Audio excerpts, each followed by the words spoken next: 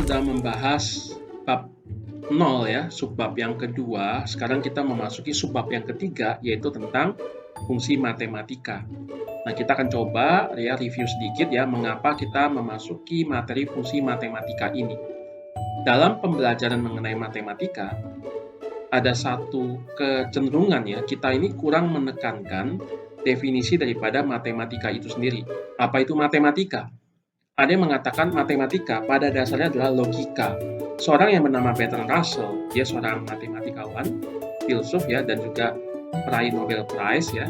Di situ dia memiliki pemikiran bahwa pada dasarnya matematika itu adalah logika.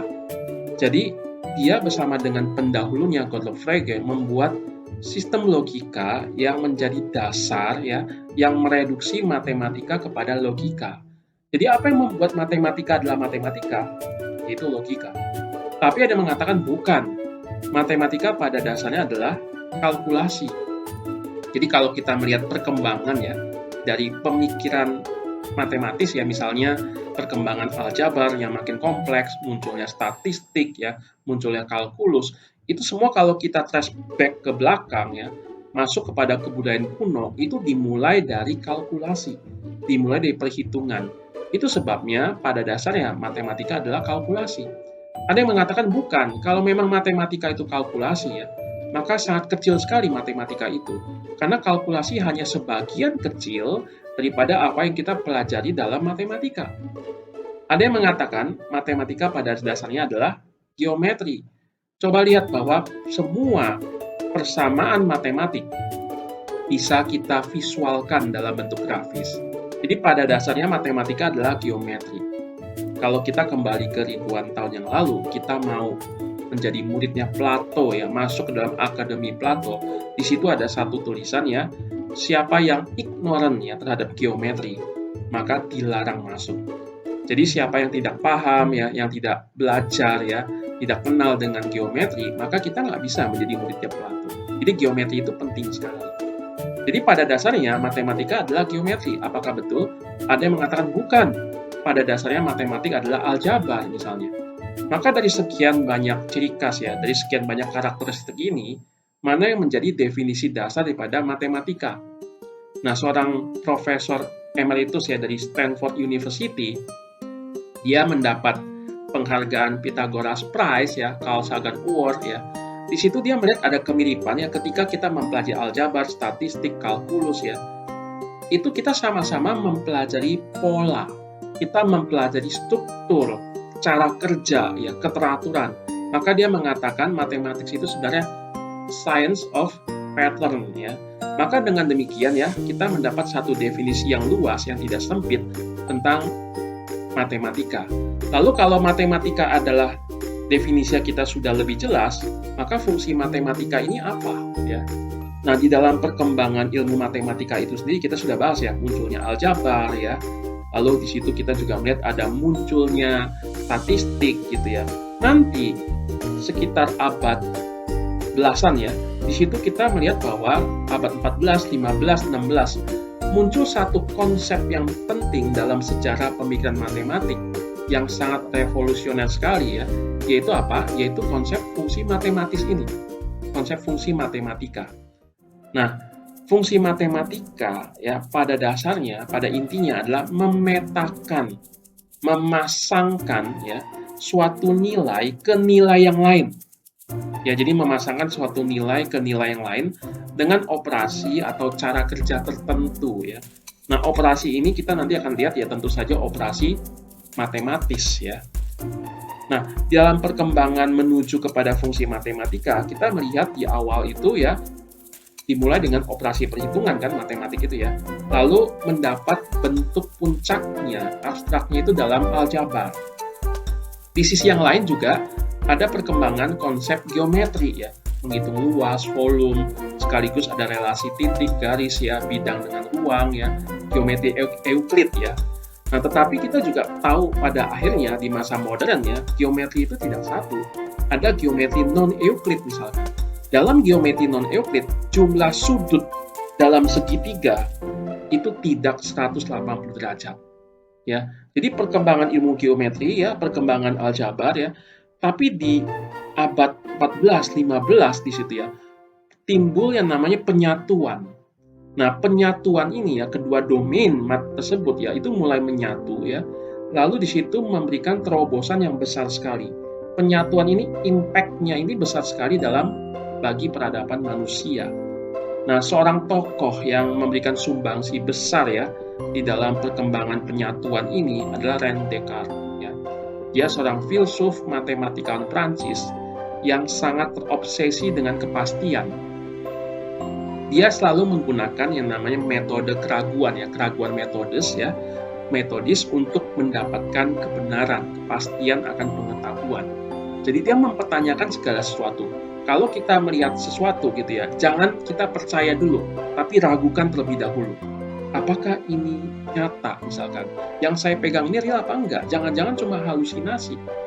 Misalkan kalau kita melihat ya ada pensil ya, kita masukkan ke dalam segelas air gitu ya. Kita lihat pensil itu kan kelihatan patah ya kan. Loh, kenapa demikian? Karena ada pembiasan cahaya yang masuk ke mata kita, lalu kita melihat itu seolah-olah itu patah. Jadi penglihatannya, panca indera kita ya, itu bisa salah. Ada optical illusion-nya. Kalau kita memegang dengan tangan kiri ya sesuatu yang panas, tangan kanan sesuatu yang dingin, maka kita sukar sekali untuk mengukur dengan akurat ya kira-kira berapa panas atau berapa dingin gitu ya, atau lebih tepatnya suhu daripada benda tersebut. Jadi panca indera kita itu terbatas, panca indera kita bisa salah. Maka dengan demikian, apa yang bisa kita percaya? Segala sesuatu bisa diragukan. Nah, bahkan René Descartes juga ya, dia di dalam meditasinya ya, secara filosofis ya, dia memikirkan jangan-jangan kita ini lagi bermimpi. Saya lagi bermimpi sedang membuat video YouTube gitu ya. Kita seperti film Matrix ya dalam masa modern ini ya. Film Matrix itu kan kita itu lagi seperti dicolok ya, lalu kemudian kita merasa kita hidup dalam satu dunia yang nyata. Padahal apa? Padahal itu hanya simulasi. Ya, itu adalah sesuatu program yang dibuat oleh komputer yang dicolok kepada kita.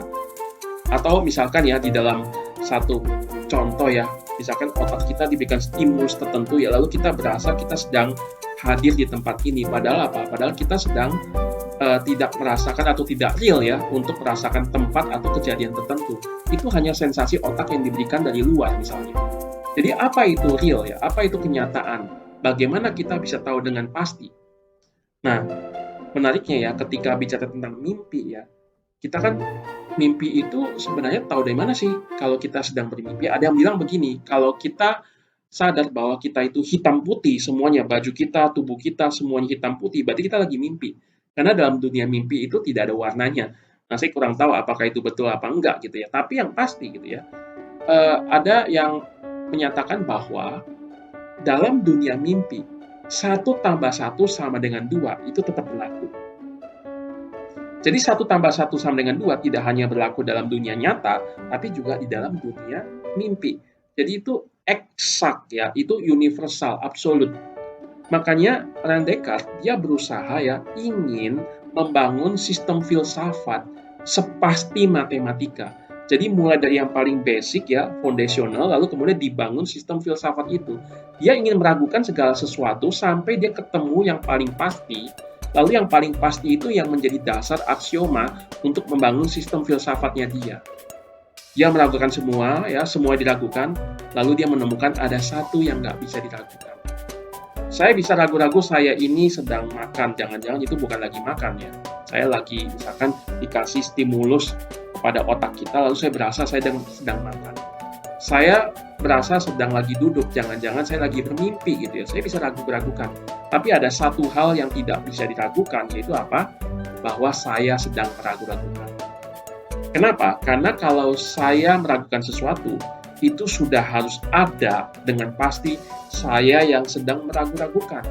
Karena waktu saya meragukan sesuatu, harus ada saya yang lagi meragukan ya kan. Kesimpulannya apa? Saya berpikir, maka saya ada. Cogito ergo sum. Ya. Nah, menariknya adalah tadi ya, dia ingin membangun sistem filsafat melalui apa? Melalui yang namanya kepastian daripada sistem matematis ya.